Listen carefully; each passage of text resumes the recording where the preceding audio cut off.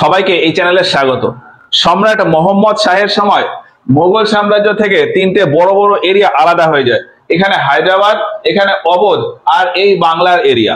অবধ আর বাংলা এই দুটি আলাদা হয়ে যায় 1722 খ্রিস্টাব্দে, আর হায়দ্রাবাদ আলাদা হয়ে যায় বা স্বাধীন হয়ে যায় 1724 খ্রিস্টাব্দে। তো এর ভেতর হায়দ্রাবাদ ও অবধ সম্পর্কে অল্প কিছু বিষয় আছে, সেগুলি নিয়েই আজকের আমাদের এই প্রতিবেদন। তো হায়দ্রাবাদ থেকে শুরু করি। যেমনটা বললাম যে 1724 খ্রিস্টাব্দে হায়দ্রাবাদ স্বাধীন হয়ে যায়। হায়দ্রাবাদকে স্বাধীন করে নেন নিজাম উল মুলক, তবে তার আসল নাম হলো মীর করমউদ্দিন চীন কিলিজ খা। মীর করমউদ্দিন চীন কিলিজ খা। তার পিতা ছিলেন গাজীউদ্দিন ফিরোজ জং। গাজীউদ্দিন ঔরঙ্গজেবের সময় বোখারা বা আফগানিস্তান থেকে ভারতে এসেছিলেন কাজের উদ্দেশ্যে, এবং তার দক্ষতার জন্য ঔরঙ্গজেব তাকে প্রশাসনের কাজে রেখে দেন। আর এইভাবে যেতে যেতে গাজীউদ্দিনের সাথে থেকে তার পুত্র কিলিজ খাও প্রশাসনের কাজে পারদর্শী হয়ে যায়। এরপর 1707 খ্রিস্টাব্দে গিয়ে ঔরঙ্গজেবের মৃত্যু হয়, এবং তারপর বাহাদুর শাহ ওই কিলিজ খাকে অযোধ্যার টেম্পোরারি শাসক হিসাবে বসিয়ে দেন। এরপর 1713 খ্রিস্টাব্দে এই মোগল সাম্রাজ্যের সিংহাসনে যখন ফারুক শিয়ার বসেন, ফারুক শিয়ার অযোধ্যা থেকে কিলিজ খাকে তুলে দাক্ষিণাত্যে হায়দ্রাবাদ এরিয়াতে শাসনের দায়িত্ব দিয়ে দেয়, এবং তার দক্ষতা ও পারদর্শিতার জন্য ফারুক শিয়ার ওই কিলিজ খাকে নিজাম উল মুলক এবং খান খানান উপাধি দেয়। আর তারপর থেকেই ওই কিলিজ খা নিজাম উল মুলক নামে পরিচিত। এবার মোগল সাম্রাজ্যে যদি দেখি যে বাহাদুর শাহের পরে রাজা হয়েছিলেন জাহাদার শাহ। জাহাদার শাহের দরবারে দুজন পণ্ডিত ছিলেন যাদের বলা হতো সৈয়দ বন্ধু। আব্দুল্লাহ খান আর হাসান আলী, এই দুজনকে বলা হতো সৈয়দ বন্ধু। রাজার উপর এই সৈয়দ বন্ধুর প্রভাব ছিল। জাহাদার শাহের পরে যখন ফারুক শিয়ার এই মোগল সাম্রাজ্যের সিংহাসনে বসে, তখন ফারুক শিয়ারের উপরেও এই সৈয়দ বন্ধুর প্রভাব ছিল। এখন এই যে বললাম হায়দ্রাবাদের শাসনের দায়িত্বে রয়েছেন কিলিজ খা বা নিজাম উল মুলক। নিজাম উল মুলক বিভিন্ন পরিকল্পনা করে দিল্লিতে ফারুক শিয়ারের উপর ওই সৈয়দ বন্ধুর প্রভাবকে কমিয়ে দেন। এই জন্য ফারুক শিয়ার ওই নিজাম উল মুলকের উপর খুবই ভরসা করতেন। কিন্তু দিন যেতে যেতে দেখা যায় যে 1719 খ্রিস্টাব্দে ওই সৈয়দ বন্ধুর প্রভাবে ফারুক শিয়ার সিংহাসন থেকে সরে যান, এবং সৈয়দ বন্ধুর পরামর্শ মতো পরপর দুজন এই সিংহাসনে বসেন, রফিউদ দজারাত আর রফিউদ দৌলা। সেই সময় এই হায়দ্রাবাদ এরিয়া থেকে নিজাম উল মুলক আবার দিল্লিতে যায়। দিল্লিতে এসে ওই সৈয়দ বন্ধুর প্রভাব কাটিয়ে দিয়ে নতুন একজন ব্যক্তি মোহাম্মদ শাহ, তাকে ওই মোগল সাম্রাজ্যের সিংহাসনে বসানোর জন্য পরিকল্পনা করেন, এবং ফাইনালে মোহাম্মদ শাহ 1720 খ্রিস্টাব্দে ওই মোগল সাম্রাজ্যের সিংহাসনে বসেন। আর এই ঘটনায় মোহাম্মদ শাহ নিজাম উল মুলকের উপর খুবই সন্তুষ্ট হন, এবং তার উপর ভরসা আরো বেশি বেড়ে যায়, এবং নিজাম উল মুলককে খুশি করার জন্য দক্ষিণ ভারতে মোগল সাম্রাজ্যের যত এরিয়া, সমস্ত এরিয়ার শাসনভার দিয়ে দেন এই নিজাম উল মুলককে। তাহলে দক্ষিণ ভারতের শাসনের দায়িত্বে রয়েছেন নিজাম উল মুলক, আর ওই সময় দিল্লিতে শাসনের দায়িত্বে রয়েছেন মোহাম্মদ শাহ। এবার 2 বছর পর 1722 খ্রিস্টাব্দে গিয়ে দেখা যায় যে মোহাম্মদ শাহের যে প্রধানমন্ত্রী তিনি মারা যান। এখন মোহাম্মদ শাহ বিশ্বস্ত একজন ব্যক্তিকে তার মন্ত্রী রাখার জন্য দক্ষিণ ভারত থেকে নিজাম উল মুলককে ডেকে নেন, এবং 1722 খ্রিস্টাব্দে নিজাম উল মুলক মোহাম্মদ শাহের প্রধান মন্ত্রী হিসাবে নিযুক্ত হন, আর সেই সাথে সাথে তিনি দাক্ষিণাত্যের শাসনকর্তাও ছিলেন। এখন 1722 খ্রিস্টাব্দে নিজাম উল মুলক যখন প্রধান মন্ত্রী হিসাবে নিযুক্ত হন, তখন তার সাম্রাজ্যের অবস্থা আরো ভালো করার চেষ্টা করেন, তার রাজস্ব ব্যবস্থাকে আরো উন্নত করার চেষ্টা করেন। কিন্তু মোহাম্মদ শাহের দরবারে আরো একজন প্রভাবশালী ব্যক্তি ছিলেন ওমরাহ। ওমরাহ নিজাম উল মুলকের ওই সমস্ত বিভিন্ন কাজকে পছন্দ করত না এবং বিরোধ করত, আর এই বিরোধের জন্যই নিজাম উল মুলক ওই ওমরাহের ওপর বিরক্ত হতেন, অসন্তুষ্ট হতেন। আর ওমরাহের ওপর বারংবার এই বিরক্ত হয়ে ফাইনালি 1724 খ্রিস্টাব্দে নিজাম উল মুলক দিল্লির এই প্রধানমন্ত্রী পদ ছেড়ে দিয়ে ফাইনালি দাক্ষিণাত্যে চলে আসেন শাসন করার জন্য। এখন এই অবস্থায় বাদশাহ বা মোহাম্মদ শাহকে তার দরবারের বিভিন্ন ব্যক্তিরা বিভিন্নভাবে কনভিন্স করে যে নিজাম উল মুলক বিদ্রোহ ঘোষণা করার জন্য দিল্লি ছেড়ে হায়দ্রাবাদ চলে গেছে, এবং কিছুদিন পর নিজাম উল মুলক দিল্লির বিরুদ্ধে যুদ্ধ ঘোষণা করবে। আর এই অবস্থায় মোহাম্মদ শাহ তেমন কিছু না বুঝেই তার যে সেনাপতি মুবারিজ খাকে নিজাম উল মুলকের ওপর আক্রমণ করার জন্য পাঠায়। ফলে মুবারিজ খা বিশাল সৈন্যবাহিনী নিয়ে দক্ষিণ ভারতে চলে আসে নিজাম উল মুলকের সাথে যুদ্ধ করার জন্য। কিন্তু নিজাম বা নিজাম উল মুলক ওই মুবারিজ খাঁকে হারিয়ে দেয় এবং পার্সোনালি দিল্লিতে যায়। দিল্লিতে গিয়ে মোহাম্মদ শাহের সাথে কথা বলে তাকে বোঝায় যে তাকে ভুল বোঝানো হয়েছে। আর মোহাম্মদ শাহ তার ভুল বুঝতে পারে এবং নিজাম উল মুলককে তাকে তার মতন করেই ছেড়ে দেয়। আর এরপর নিজাম আবার দক্ষিণ ভারতে আসে এবং এখানেই স্বাধীনভাবে তার রাজত্ব করতে থাকে এবং তখন থেকেই অর্থাৎ 1724 খ্রিস্টাব্দ থেকেই বলা যায় যে এই এরিয়া নিজাম উল মুলক স্বাধীন করে নিয়েছে। তবে অফিসিয়ালি তিনি কখনো ঘোষণা করেননি যে আমি হায়দ্রাবাদকে স্বাধীন করে নিলাম। এবার এইভাবে চলতে চলতে এই এরিয়াতে তাহলে রয়েছে হায়দ্রাবাদ আর এই এরিয়াতে রয়েছে মারাঠা। হায়দ্রাবাদ যেমন তার শক্তি ধীরে ধীরে বৃদ্ধি করছে, ওদিকে মারাঠাও তার শক্তি অনেক গুণ হারে বাড়িয়ে ফেলছে। বাড়াতে বাড়াতে সময়টা আছে 1728 খ্রিস্টাব্দ। 1728 খ্রিস্টাব্দে এই মারাঠা এরিয়াতে পেশোয়া ছিল বাজিরাও প্রথম।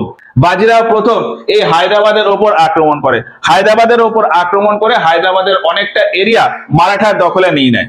বাজিরাও প্রথম নিজাম উল মুলকের ওপর আক্রমণ করে হায়দ্রাবাদের বেশ কিছুটা অংশ মারাঠাদের ভেতর মিলিয়ে নেয় এবং নিজাম উল মুলকের সাথে বাজিরাও প্রথম একটা সন্ধি করে, যে সন্ধিটার নাম হলো মুন্সি শিবগাঁওয়ের সন্ধি। 1728 খ্রিস্টাব্দে 1728 খ্রিস্টাব্দে বাজিরাও প্রথম আর নিজাম উল মুলক এই দুজনের ভেতর একটা সন্ধি হয়, মুন্সি শিবগাঁওয়ের সন্ধি। আর এই সন্ধি মতেই হায়দ্রাবাদের বেশ কিছুটা এরিয়া মারাঠা তার দখলে নিয়ে নেয়।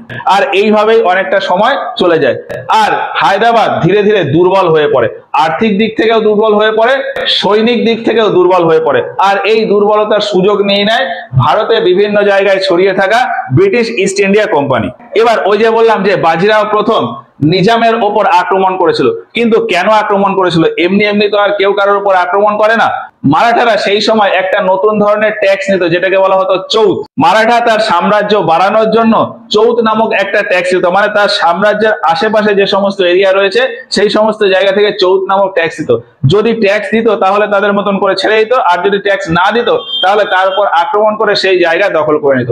সেইভাবেই বাজিরাও প্রথম এই হায়দ্রাবাদ এরিয়ার ওপর চৌথ নামক ট্যাক্স নিতে এসেছিল, কিন্তু নিজাম উল মুলক সেই চৌথ নামক ট্যাক্স দিতে অস্বীকার করায় নিজামের ওপর আক্রমণ করে। আর তারপর তো কি হয় সেটা বললাম। এরপর এইভাবে চলতে চলতে 1752 খ্রিস্টাব্দে আবারও মারাঠাদের যে প্রধান অর্থাৎ পেশোয়া আবার এই হায়দ্রাবাদের উপর আক্রমণ করে, আবারও চৌথ নামক ট্যাক্স নেওয়ার জন্য।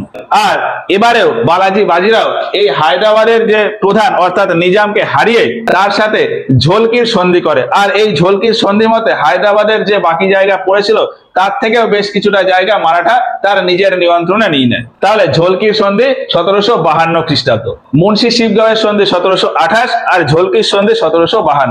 এই সন্ধির পর হায়দ্রাবাদ অল্প কিছু এরিয়াতে থেকে যায় আর এই এরিয়ার উপরেও নজর থাকে মারাঠাদের এবং অন্যদিকে ইংরেজ, মহীশূর, কর্ণাটিক এদের। হায়দ্রাবাদের প্রধানকে বলা হতো নিজাম। ফলে এই হায়দ্রাবাদের নিজামদের এরপর কি হলো সেটা এর আগে ওই যে অঙ্গ কর্ণাটিক, অঙ্গ মহীশূর যুদ্ধ সম্পর্কে বলেছিলাম, সেখানে হায়দ্রাবাদের সাথে ইংরেজরা কি করেছে সেইখানে বলে দিয়েছি। আর এইভাবেই হায়দ্রাবাদ বিভিন্ন সময় বিভিন্ন দলে চলে গিয়ে এইভাবে যেতে থাকে। যেতে 1798 খ্রিস্টাব্দ 1798 খ্রিস্টাব্দে এই হায়দ্রাবাদ এরিয়াতে নিজাম আসেন আসাফ জাহ দ্বিতীয়। 1798 খ্রিস্টাব্দে হায়দ্রাবাদ এরিয়াতে নিজাম আসে আসাফ জাহ দ্বিতীয় এবং ইংরেজদের গভর্নর জেনারেল ছিল ওয়েলেসলি। ওপেন একটি সন্ধি এনেছিলেন যাকে বলা হয় সহায়ক সন্ধি বা সাবসিডিয়ারি অ্যালায়েন্স। এই সন্ধিতে বলা হয়েছিল যে কোনো সাম্রাজ্যের সুরক্ষার জন্য ইংরেজরা ওই রাজার দরবারে সৈনিক নিয়োগ করবে। যে সাম্রাজ্য ইংরেজদের সাথে সহায়ক সন্ধি সাইন করবে ওই সাম্রাজ্যের ওপর যদি কখনো কোনো বিপদ হয় বা ওই সাম্রাজ্য যদি অন্য কোনো এরিয়ার ওপর আক্রমণ করতে চায় তাহলে ইংরেজ সৈন্যবাহিনী ওই সাম্রাজ্যের রাজার হয়ে লড়াই করবে। তার পরিবর্তে ওই সাম্রাজ্যের রাজাকে শুধুমাত্র ওই ইংরেজ সৈন্যদের ভরণ পোষণ করলেই হবে। তো এই সাবসিডিয়ারি অ্যালায়েন্স বা সহায়ক সন্ধি প্রথমেই অ্যাকসেপ্ট করে নিয়েছিল এই হায়দ্রাবাদ। আর এরপর ধীরে ধীরে ওই হায়দ্রাবাদের পুরো control British east India company নিয়ে নেয়। এবারে আসি অবধের ব্যাপারে। অবধ মোগল সাম্রাজ্যের এরিয়া থেকে আলাদা হয়ে যায় 1722 খ্রিস্টাব্দে। বর্তমানের অযোধ্যা, এলাহাবাদ, কানপুর, বেনারস আর লখনৌ এই এরিয়া নিয়েছিল অবধ এরিয়া। মোহাম্মদ শাহের দরবারের একজন ব্যক্তি শওকত খান তিনি সুযোগ বুঝে 1722 খ্রিস্টাব্দে এই অবধ এরিয়াটাকে আলাদা করে নেন এবং আলাদা সাম্রাজ্য হিসাবে প্রতিষ্ঠা করেন। আর মোহাম্মদ শাহ যেহেতু একটু দুর্বল এবং শাসন কার্যে তেমন মাথা ঘামাতেন না, ওই জন্য শওকত খান এই যে অবধ আলাদা আলাদা করে নিয়েছে, তাতেও মোহাম্মদ শাহ খুব একটা মাথা ঘামাননি। আর অবধ এইভাবেই থেকে যায়। এইভাবেই চলতে চলতে 1739 খ্রিস্টাব্দে দিল্লির উপর আক্রমণ হয়েছিল নাদির শাহের। নাদির শাহ ভুল করে দিল্লি আক্রমণ করার আগে অবধ আক্রমণ করেছিল। এখন নাদির শাহ এই অবধে তেমন কোনো ধন সম্পদ না পেয়ে ফিরে যায় এবং আবার যখন অবধের দিকে আসে তখন নাদির শাহের আসার ঘটনা শুনে সাউদাত খান নিজে আত্মহত্যা করে নেয়। তাহলে সাউদাত খানের মৃত্যু হয় 1739 খ্রিস্টাব্দে। এখন তার মৃত্যুর পর তার উত্তরাধিকারী ছিলেন দুইজন, সফদরজং আর সুজাউদ্দৌলা। কে এই অবধের সিংহাসনে বসবে তা নিয়ে এই সফদরজং আর সুজাউদ্দৌলা এদের দুজনের ভেতর ছোটখাটো একটা লড়াই বা যুদ্ধ হয়। আর এই যুদ্ধে সুজাউদ্দৌলা জিতে যায় এবং সুজাউদ্দৌলা এই অবধের সিংহাসনে বসেন। এখন অবধের যে প্রধান বা রাজাকে বলা হতো নবাব, ফলে 1739 খ্রিস্টাব্দে অবধের নবাব হন সুজাউদ্দৌলা এবং তিনি বেশ অনেকটা সময় এই সিংহাসনে ছিলেন। তার সময় 1757 খ্রিস্টাব্দে বাংলাতে হয় পলাশির যুদ্ধ এবং তারপর 1764 সালে যে বক্সারের যুদ্ধ হয়, সেই যুদ্ধে মীর কাসিমের সাথে সাথ দিয়েছিলেন অবধের নবাব সুজাউদ্দৌলা। কিন্তু বক্সারের যুদ্ধে ইংরেজরা জিতে যায়, ফলে মীর কাসিম এবং সুজাউদ্দৌলা আর দিল্লিতে ছিল শাহ আলম দ্বিতীয়, এরা সবাই হেরে যায়। আর এরপর এই অবধ এরিয়া তার মতন করেই ছিল এবং এইভাবে বেশ অনেকটা সময় প্রায় 100 বছর কেটে যায় এবং সময়টা আসে 1856 খ্রিস্টাব্দে। এই সময় এই অবধের নবাব ছিলেন ওয়াজিদ আলী শাহ এবং তার স্ত্রী বেগম হযরত মহল। হযরত মহল একটু বোকা টাইপের ছিলেন, মানে তাকে যে যা বোঝাতো তিনি তাই বুঝতেন। আর এই সুযোগ নিয়ে তার যে চাকরানীরা ছিল তারাও তার কাছ থেকে প্রচুর সম্পদ এবং গয়নাগাটি আদায় করে নিতেন। এই সময় গভর্নর জেনারেল ছিলেন ডালহৌসি। ইংরেজরা সবসময় একটা সুযোগে থাকতো যে কিভাবে ভারতের পুরো এরিয়া নিজেদের নিয়ন্ত্রণে রাখবে। এখন এইভাবে নিয়ন্ত্রণে রাখার জন্য শুধু বাকি ছিল এই অবধ এরিয়া। অবধ এরিয়া দখলের জন্য ডালহৌসি এই অবধের ওপরে একটা নোটিশ জারি করেন, ডক্ট্রিন অফ ল্যাপস। মানে অবধের যে নবাব তিনি ঠিকঠাক ভাবে তার এরিয়া শাসন করতে পারছেন না এবং যেটুকু শাসন করছেন তা লোকের মন মতন হচ্ছে না বা লোকে তাতে সন্তুষ্ট হচ্ছে না, মানে তার এরিয়াতে কুশাসন চলছে। ডালহৌসি এই অবধের নবাবের ওপর ওই কুশাসনের আরোপ লাগান আর এই আরোপ লাগিয়ে তিনি এই অবধটাকে নিজের দখলে বা নিজের নিয়ন্ত্রণে নিয়ে নেন। এখন অবধ দখল করার পর ডালহৌসি তার সেনাদের আদেশ দিয়েছিলেন যে ওয়াজিদ আলী শাহ তাকে যেখান থেকে পারো খুঁজে নিয়ে আসো, কিন্তু ওয়াজিদ আলী শাহকে কোথাও খুঁজে পাওয়া যায় না। বেশ কিছুদিন খোঁজার পর কেউ একজন খবর দিয়ে দেয় যে ওয়াজিদ আলী শাহ ভুলভুলাইয়াতে গিয়ে আশ্রয় নিয়েছে। অবধ এরিয়ার ভেতর লখনৌতে একটা স্ট্রাকচার রয়েছে ভুলভুলাইয়া বা যাকে বলা হয় বড় ইমামবাড়া। এটি এমন একটি স্ট্রাকচার যে এর ভেতরে ঢুকলে সেখান থেকে আর বেরোনোর রাস্তা খুঁজে পাওয়া যায় না। তো যাই হোক, ওয়াজিদ আলী শাহ ওই ভুলভুলাইয়াতে গিয়ে আশ্রয় নিয়েছিলেন এবং বলা হয় যে তিনি এই ভুলভুলাইয়া সম্পর্কে খুবই অবগত ছিলেন।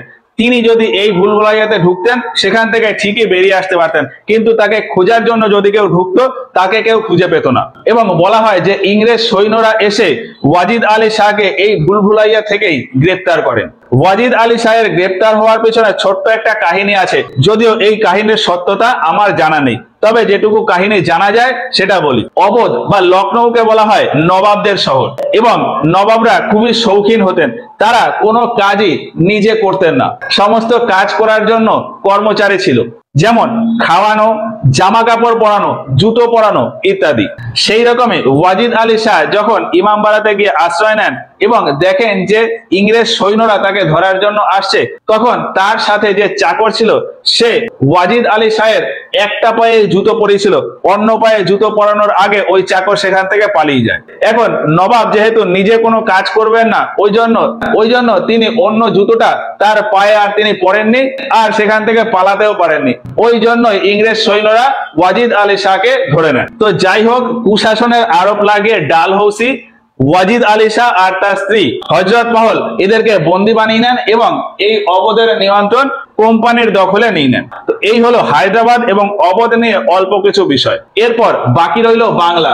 বাংলার এরিয়া শাসন হয় 1722 খ্রিস্টাব্দে। মুর্শিদ কুলি খাঁ 1722 খ্রিস্টাব্দে এই বাংলাটাকে আলাদা করে নেন। তবে এই বাংলা সম্পর্কে ওভারঅল বিষয় আমরা এর পরের ক্লাসে গিয়ে আলোচনা করব। তো আজকের মতো ক্লাসটা এখানেই শেষ করছি। ভালো লাগলে ভিডিওটাতে একটা লাইক করো। এই ভিডিওগুলো সম্পর্কে তোমাদের মতামত আমাদেরকে কমেন্ট বক্সে জানিও। আর নোট তৈরি করতে চাইলে এর একটা স্ক্রিনশট নিয়ে নিতে পারো, এতেই হবে।